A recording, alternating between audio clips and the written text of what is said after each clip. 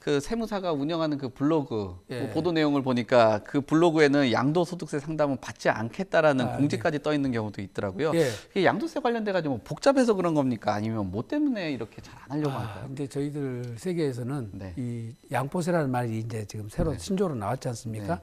근데 이제 그런 것들이 왜 그러냐면 상담료 20만 원 받고 소송에서 손해배상 2억이 판결 난 사례가 있었어요. 네. 물론 최종 판결에서는 그렇게 나지는 않았지만 네. 그런 일이 벌어져 나니까 세무사들이 상담을 하겠습니까?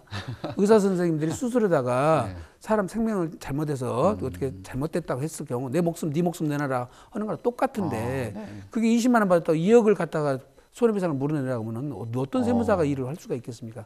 그런데다가 지난번에 전 정부에서부터 시작해서 세제가 너무 많이 바뀌고 너무 복잡하게 얽히고 거기에다 유권 해석도 없고 판단 기준도 애매모호해져 버리고 그러다 보니까 이거를 비과세가 된다는 것인지 비과세가 안 되면은 바로 세금이 조금 늘어나는 게 아니라 다주택자 중과세로 가버려요. 그래서 세금 몇 배가 뛰어버린단 말입니다. 그러니까 5천만 원 낼 세금이 3억으로 늘어나는데 그게 잘못된 판단이 떨어질 때 누가 책임을 질 것이냐 이 말입니다. 그러니까 세무사들이 상담 자체를 해보면은 너무 애매모호한 것이 많아요. 그런데다가 상담료도 많이 받지도 못합니다. 네. 그러다 보니까 아예 이런 부분을 특히 양도 상속 중에는 이게 전문적으로 하시는 세무사님들이 아니면 어쩌다 한 번씩 오면은 법이 언제 바뀌는지도 몰라요. 수시로 바뀌어버리고 아까 제가 말씀드린 그 애규 같은 경우는 지금 10월 21일자로 애규가 바뀌어서 엊그제 발표가 됐거든요. 근데 그거 미처 모르고 상담했다가 하면 큰일 나지 않습니까? 그러니까 범도 알아야 되죠.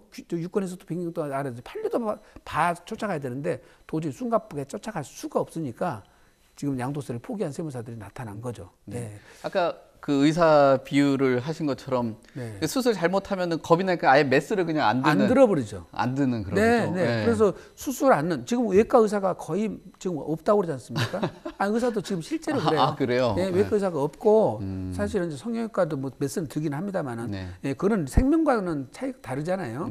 그래서 이제 그런 직종으로 바뀌는 것처럼 저희도 리스크가 양도 상속 중에는 리스크가 굉장히 많고 특히 양도소득세는 리스크가 많습니다. 잘못 판단해보면 비과세가 중과세 돼버리고 이런 일이 벌어지기 때문에 세부담 차이가 너무 많이 나거든요. 그러니까 한두 번 겪은 세무사님들은 겁나서도 못하고 지금 현재 나와 있는 그런 유권 해석들이 합리적이지 않은 또는 보수적으로 유권 해석들이 나와 있는 것들이 많은데 그걸 못 보고 해석을 했다가는 큰일 나거든요. 이게 이제 이런 것들이에요. 다가구 주택 같은 것을 팔았는데 이 다가구 주택은 그거는 요건만 되면은 단독주택으로 비과세를 해주는데 본인이 자료를 갖고 온 거 보니까 다 요건이 돼요. 근데 해줬는데 나중에 국세청은 자료를 너무 많은 걸 갖고 있습니다. 근데 옥탑이 원래는 한 10평 정도면은 층수에 안 들어가는데 그거를 월세를 한 20만 원 더 받으려고 한 서너 평을 늘린 거예요. 그러면 규정 요건에 어긋났다는 거죠. 그러면 그게 다주택자가 돼서 다세대가 돼서 중과세가 돼버리거든요. 그리고 그거를 세무사가 어떻게 다 알겠냐고. 현장까지 다 가보지 않은 이상은. 그렇죠. 본인이 또 자료 제출한 것은 정상으로 돼 있고 당신한테 뭐가 있습니까 없습니까 다 물어볼 수도 없지 않습니까? 그럼 빠뜨려서 체크했다고 이제 책임지라고 그러면 어떤 일이 벌어지겠습니까? 그러니까 과세 관청에서 갖고 있는 정보와 우리 세무사 갖고 있는 정보 차이가 나거든요. 판단에 미스가 나기도 하고 그러다 보니까 이제 업무 자체를 너무 겁나서 못하는 거죠. 아까 그런 옥탑방 같은 경우도 결국 뭐랄까 세금할 때 보면은 이제 그 실제 사용 용도 뭐 그런 쪽으로 이제 보는 맞습니다. 그게 이제 주민등록 전입을 해놓고 확정일자를 받아놓거든요. 그분들은 전세금을 안 날리려고. 그렇죠. 그러니까 주민등록이 다 옥탑에 들어가 있어요. 그게. 그런데 전입세대 열람을 국세청 다 할 수가 있거든요. 다 보니까 옥탑에 들어와 있거든요. 또는 2층은 근린생활시설이라고 돼 있는데 2층에 주민등록이 들어와 있거든요. 보니까. 그러면 3, 4, 5층이 다가구 주택이라 했는데 2층은 근생이었는데 그게 불법 용도 변경을 해서 쓰고 있다는 것이 나타나지 않습니까? 그런데 세무사가 2층을 불법 용도 변경했습니까? 그것도 물어볼 수가 있냐고요. 그러니까 이제 저희들은 판단해서 세금을 부과를 신고를 해놨더니 과세관청에서 그걸 다 찾아내는 거죠. 그런 이게 후유증이 나오니까 특히 이제 오피스텔 같은 것도 그런 게 많거든요.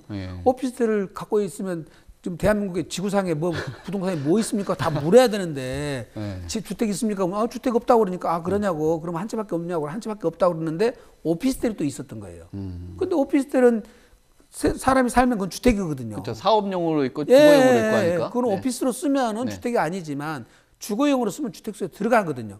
근데 세무사님은 질문하기를 주택이 또 있냐고 물었을 때 당신은 오피스텔이니까 주택이 아니라고 생각하고 없다고 얘기한 거예요. 예, 근데 나중에 실제 주거용으로 쓴 오피스텔을 갖고 있다 보니까 여기 비과세가 안 돼 버린 거예요. 그럼 1억짜리 오피스텔 하나 때문에 세금 10억 나오는 경우도 있고요. 이런 폭탄이 떨어지니까 네. 세무사님은 전부 다 지뢰박 같은 생각이에요. 그래서 뭘 어떻게 체크를 어디서부터 어디까지 해줘야 안전하게 상담을 해줄 수가 있는지 전문 세무사님이 아니고는 그러니까요. 이런 실수가 나오거든요. 네. 그러니까 그런 일을 한번 겪고 나면 예, 이게 어떻게 양도소득세 적이 떨어져 버리고 접근이 안 됩니다. 예. 그러니까 그 말씀하신 것처럼 그럼 경험치가 있어야지. 사실 질문에 따라도 다르잖아요. 뭐 네. 집이 있습니까? 그랬는데 네. 집은 없어요 했는데 네. 오히려 경험이 있는 분들은 네. 혹시 보유하고 있는 오피스텔을 뭐 주거용으로 다 쓰는지 꼼꼼히 물어봐야죠.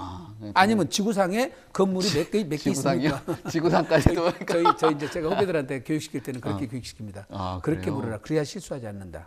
예, 지구상에 건물이 몇 개 있냐고. 네. 어허. 그래야지 뭐 건물이 생긴 건 다 얘기할 거 아닙니까? 그걸 네. 가지고 우리가 판단해야 되거든요. 그러니까 펜션 같은 경우도 펜션이 주택이 아니라고 알고 있는데 네. 펜션은 주택이 아닌 것은 맞아요. 네, 맞죠. 네. 예, 펜션은 영업용으로 쓰니까. 근데 1층에서 본인이 살림을 해버리면 그거는 주택수에 들어가 버리거든요. 그런 걸 또 어떻게 다 체크를 해줄 거냐고요. 그러니까 지구상에 건물이 맞긴 하네요. 예, 그래서 그걸 꼼꼼히 다 물어봐 줘야 된다. 네. 확인해 줘야 된다. 아. 예, 근데 그거를 경험치가 그렇게 많지 않은 예, 세무사 입장에서는 실수가 나올 수밖에 없지 않냐 이 말이죠. 그런데 예. 아까 얘기한 것처럼 20만 원 상담받았다가 2억짜리 네, 하면 완전히 네. 뭐 넘어가겠네요, 뒤로. 아니 그런 것은 납세가자가 와서 항의를 하죠. 네. 세무사님 유료로 상담 받았는데 세무사님 비과세를 해서 내가 팔았지 않습니까? 네. 그런데 이런 결과가 왔으니까 책임져라 이렇게 나오면 깝깝한 얘기 아니에요. 네. 예. 그래서 양포 세무사들이 나온 나타났다. 거죠. 네. 나오고 있습니다.